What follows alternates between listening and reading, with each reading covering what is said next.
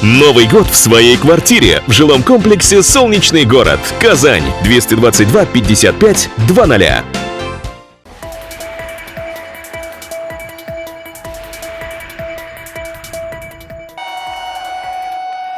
Увидев это море и спортсменов-любителей, сразу понимаешь, что находишься в спортивной столице. Так масштабно в Казани стартовали железные люди со всей страны. Только вплавь им нужно преодолеть 1,5 километра. Кто-то уверенно идет по водной глади, а кого-то уже везут назад спасатели. За всем происходящим с берега наблюдают болельщики.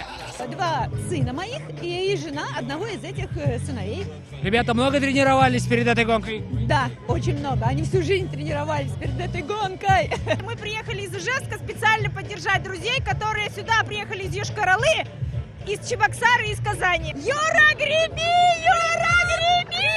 Водный этап позади, впереди велосипеды. Еще не экватор гонки, а кого-то медики уже провожают к машине скорой. Водичка бодрит.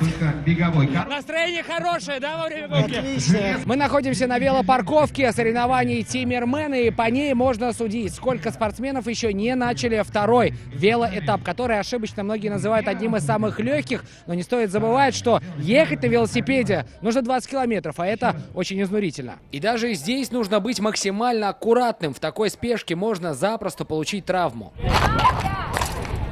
Прошло чуть меньше часа, как мы увидели спортсменов у финиша. Завершает дистанцию спринтерский бег. Здесь первый Михаил Клячин, а значит, он и есть железный человек. Я знаю, что многие просто желали мне победы сегодня. Я 5 раз шел к ней и на 6-й пришел. Победу посвящаю своему сыну, которому сегодня 1 месяц. Сейчас триатлон один из самых популярных видов спорта среди татарстанцев, поэтому такие проверки на прочность в столице еще будут и не раз. Сергей Хайдаров, Данил Филатов, ТНВ, Казань.